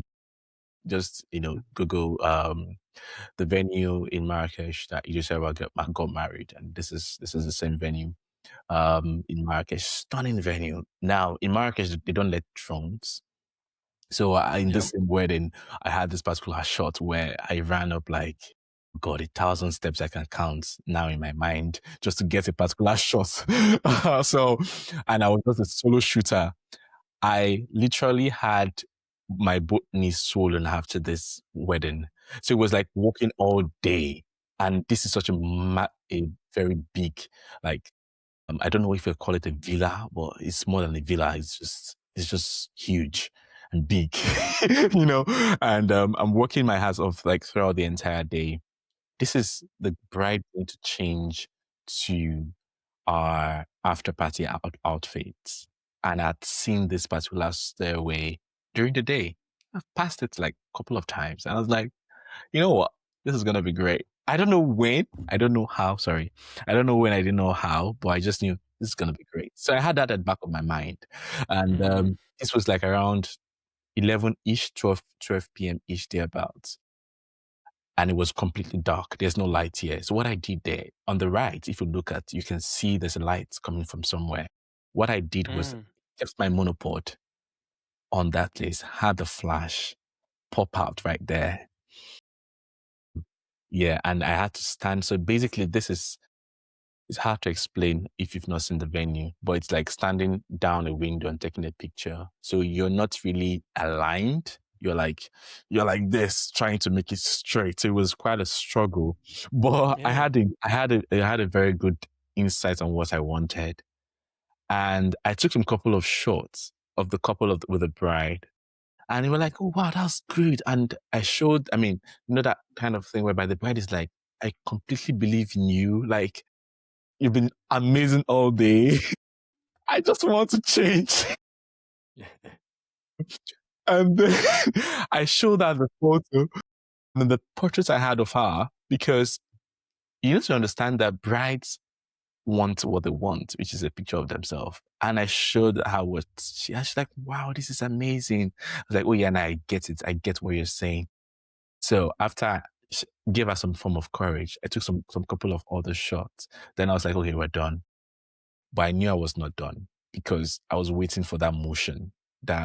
Now I have a static shot of her posing, but that was not really the shot I was going for.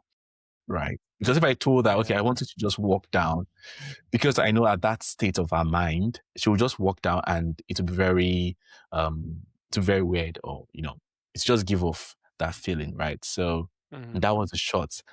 Chief bridesmaid helping her down the stairs was just amazing. And that was a story I left that place with that night. Yeah. Brilliant. Probably. Yeah, Greg, do you like any of these images? I never asked you. I just go and select them and then go, hey, I've done them. Yeah. I actually saved this one to last, because when I looked through them, I was like, that's my favorite as well. Like, they're all great, but like, are you drawn to the black and white quite often? Because I do see it quite a lot in your portfolio. So I come to think about it like this: the choice, the color, everything is a creative decision that is made by, so the clients would have whatsoever they have, in everything they have in colors, they have their portraits. But when I think about it, it's like, I'm an artist, right? So I just feel like colors sometimes can be distracting, to take the essence from it. So when I strip down colors, can I see the lines? Sometimes I shoot in black and white in RAW. So I'm seeing exactly what I'm looking at, rather than the colors just being everywhere. Because if the colors are good, who would not want to photograph a good color? Do you understand? I am almost 100% sure while I was shooting this shot, I was taking them in black and white, because then I could see the lines. Geometry and light matters to me. And my decision afterwards to keep it as black and white was simply because I feel like it's going to be timeless. Yeah. I had a feeling, as you've been talking throughout this whole episode, I had a feeling you probably had the back of the camera set to black and white quite often. Yeah. So, yeah. Yeah, I do that. Mm-hmm. Very nice. And that brings us to the end of the episode. Thank you, Timi, for joining us. I've really enjoyed this chat. Awesome. I hope you have too. Yes. yes. Same. It's been awesome. Where can people find you online if they want to go have a look at your portfolio and check out some of these images? Yes. So I have Timi Oshin Studios at on Instagram. Then I have www.timioshin.com for my website. Any other place you find me, I guess it's just me trying waters. I mean TikTok. Just know that I'm just trying waters. Don't go there. There's nothing for you to see there. Yeah. So and I'm also, gonna go into TikTok and have a look. no. Trust me, it's not good. Don't worry. We're also not very good at TikTok. I'm trying it, but I don't know. I don't know. Yeah, and thank you to with Jack and Pick Time for sponsoring this episode. Oh, and if you want to check out our work, it's perspectivebycinemate.com or Instagram at perspectivebycinemate. And yeah, hopefully you have loved this conversation. If you have liked this conversation, please do hit subscribe wherever you want to listen to it, whether that be YouTube at youtube.com/at perspective by Cinemate, or if you are unlike Timi and you have tons of friends outside your house, you can tell them about this podcast. Sorry, Timi. Tell them about this podcast because we love doing it. We want to continue doing it. So, yes, wherever you get your podcast, we hope to see you there. However, In the meantime, enjoy your life.